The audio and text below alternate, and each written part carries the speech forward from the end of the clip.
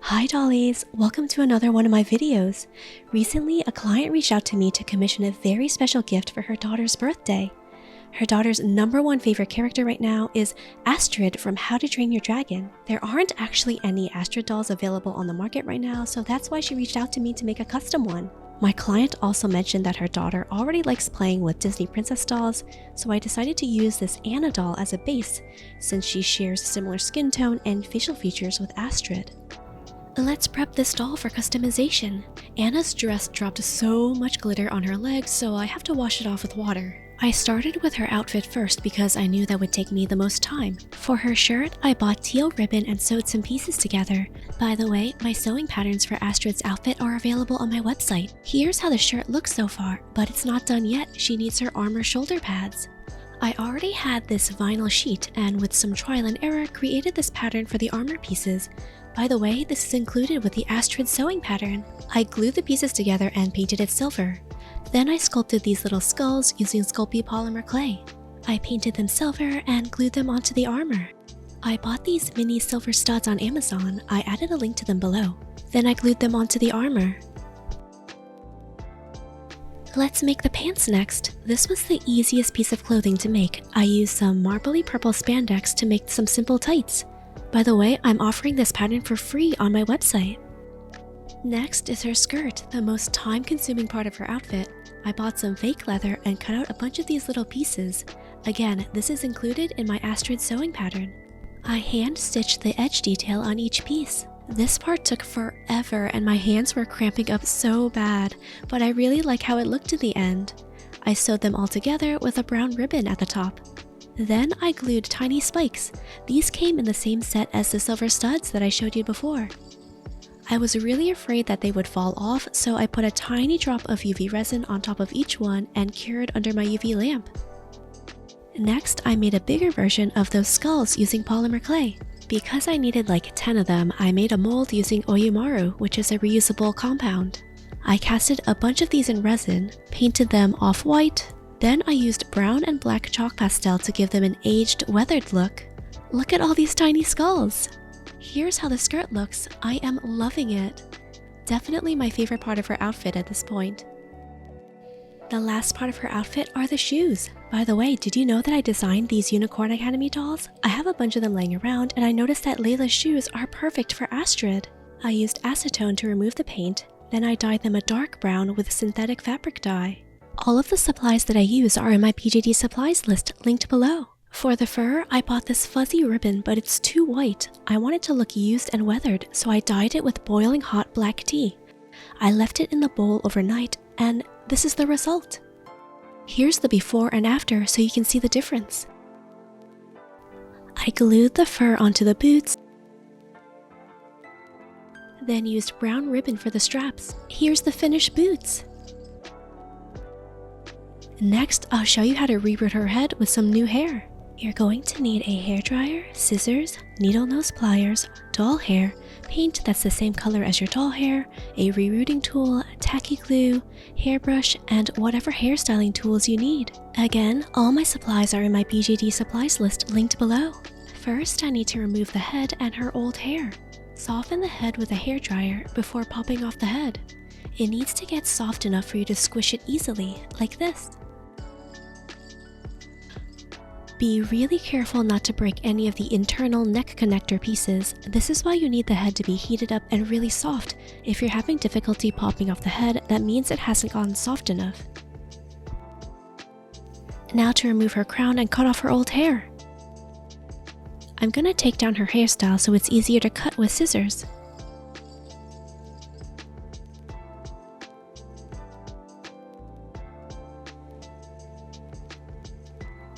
After cutting off all the big chunks of hair, I try to cut it as close to her scalp as possible. Doing this will help a lot in the next step.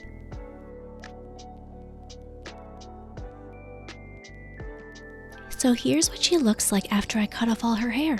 Now I'm going to use my needle nose pliers to reach inside of the head and pull out the remaining hair. Only grab a little bit of hair at a time and be really gentle and careful around the edges, bangs, and any parting lines. These areas can easily split apart, which you don't want to happen.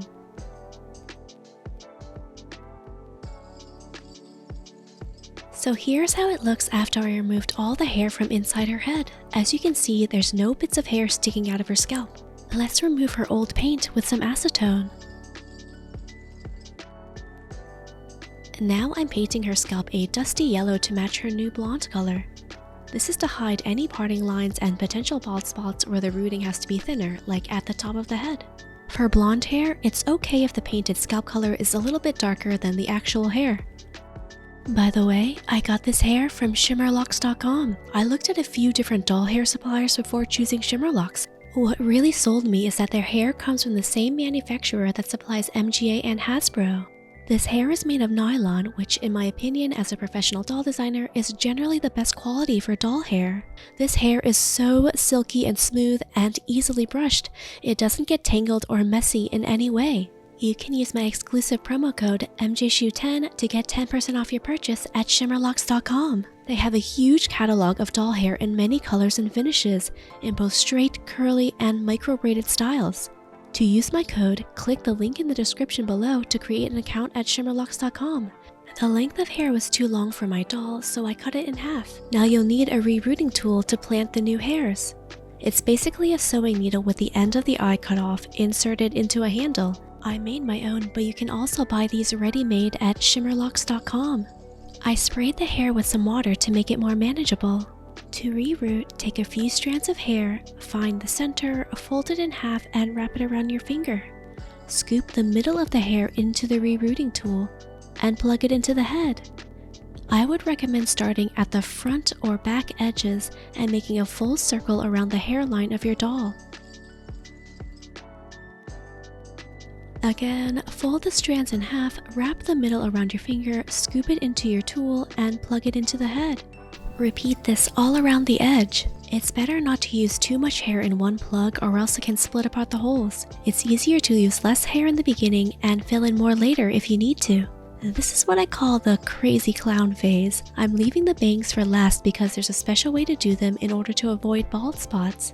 Now that I have rooted all around the edges of her hair, I can start filling in from the bottom back towards the top. To make her bangs and parting line, this back row is going to come forward and become the bangs. The first 2 rows will go backward. These front strands are going to the back. This strand from the back is coming forward to the front. Keep alternating the plugs like that until you finish the bangs.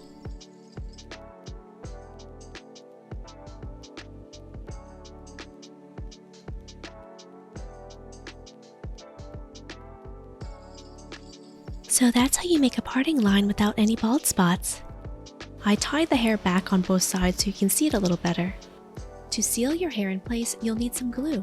I already had this brand of tacky glue, so that's what I'm using, but SHIMMERLOCKS has a different type of glue available on their website that's a bit more suitable for hair rooting called Fabri-Tac. The glue that I'm using is really thick and takes a while to dry. I had to spread it around with a stick to make sure it gets to all the hair. I tried blow drying it, but honestly the best way to dry is to put it in front of a fan for a day or 2. If you notice any glue seeping out the top of the head into the hair, you could clean it off with water. I'm using this hairbrush that I designed for Unicorn Academy dolls. It fits perfectly on my finger so I can easily brush doll hair. Spray with some more water to control any flyaways. I put a cloth over it and used a hair straightener to flatten the bangs. I was afraid the iron would burn the hair, but on its lowest setting, it actually works pretty well directly on top of the hair. I'm starting to style the hair and create the braid on top of her head.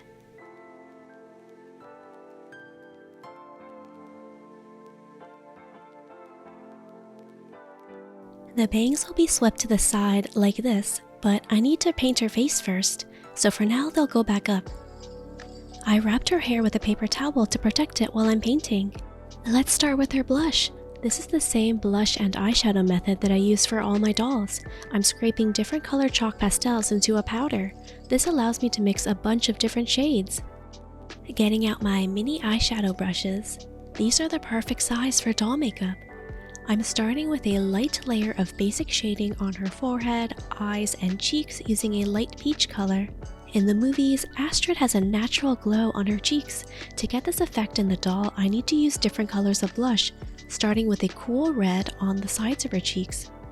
Blending that out with a clean brush, transitioning to a light pink in the apples of her cheeks. I accidentally put too much blush, so I'm lightly erasing with a kneaded eraser. Finally, I'm adding a warm orange blush on the front of her cheeks. Using these different shades will make her skin look more glowing and realistic. Don't forget to do the ears. I usually pick a warm orange and pink.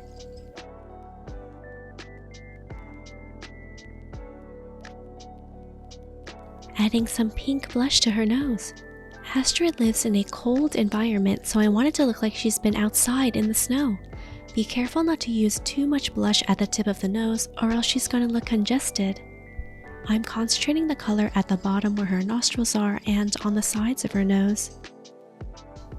Let's add some pink eyeshadow to her crease.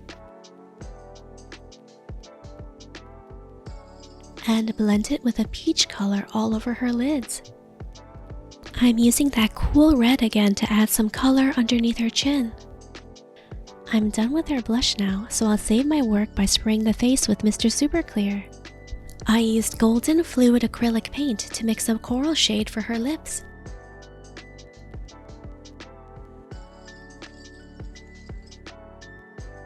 Now I'm bringing out my favorite watercolor pencils to draw her eyes. I'm using brown to draw out her eyeliner. I didn't really need to use white, but it helps me visualize the end result better. Sketching out her eyes with different shades of blue. At this stage, I'm just laying out the placement of her eyes. I'll go over it with paint later. Copying my work on the other side. I'm right-handed, so this is how I get symmetry on the left side, by flipping the head upside down. I sealed my drawing with Mr. Super Clear, so now I can start painting her eyes. I went over her eyeliner with brown paint. I decided to use brown instead of black to give her a natural look.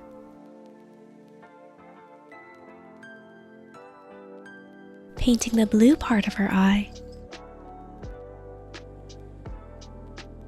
I know her eyes look crazy right now, but you just have to trust the process.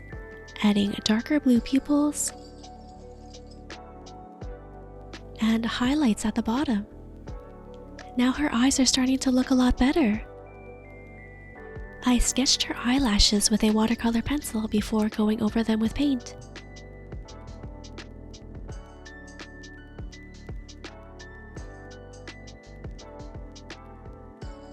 I painted her crease by following the sculpt of her face. I wanted her bottom eyeliner to look softer, so I only used watercolor pencil. If you paint a little bit of white in the center of the eyelid, it can really help the eyes pop. When Astrid smiles, it accentuates this little puff under her eyes and enhances her expression. I want to include that in my doll, so I'm lightly drawing a line underneath her eyes. Now I'm shading the white of her eyes with a blue pencil to give it more dimension. You can see that the right side, with more shading, has much more expression than the left side.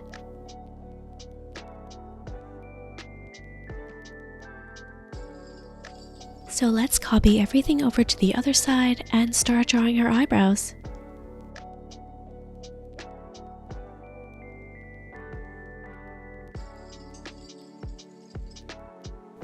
Drawing her bottom lashes.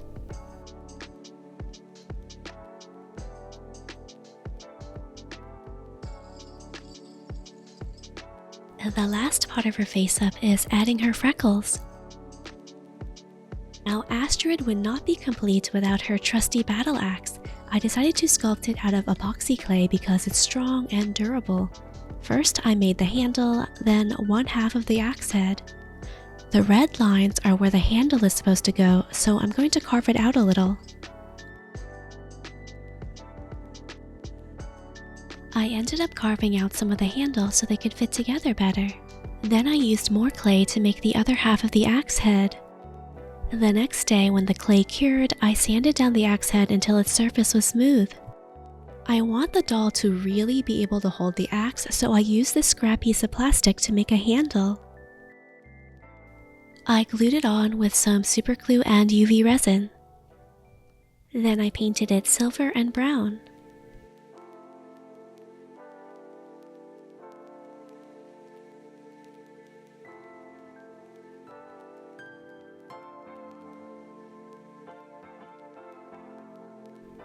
I added silver studs and ribbon to complete the axe.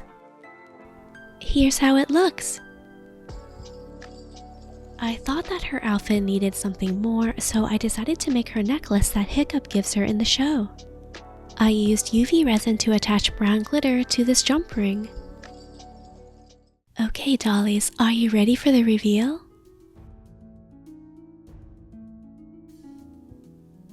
Here's Astrid. Look how pretty she is. I love her long blonde braid. Her outfit turned out better than expected, even though it took me forever to make. What do you think of my doll? I hope that you can bring lots of joy to my client and her daughter for many years to come. If you're interested in commissioning a custom doll for me, you can reach out to me via Instagram or email. And if you enjoyed this video, don't forget to give me a like. Thanks for watching, and see you next time!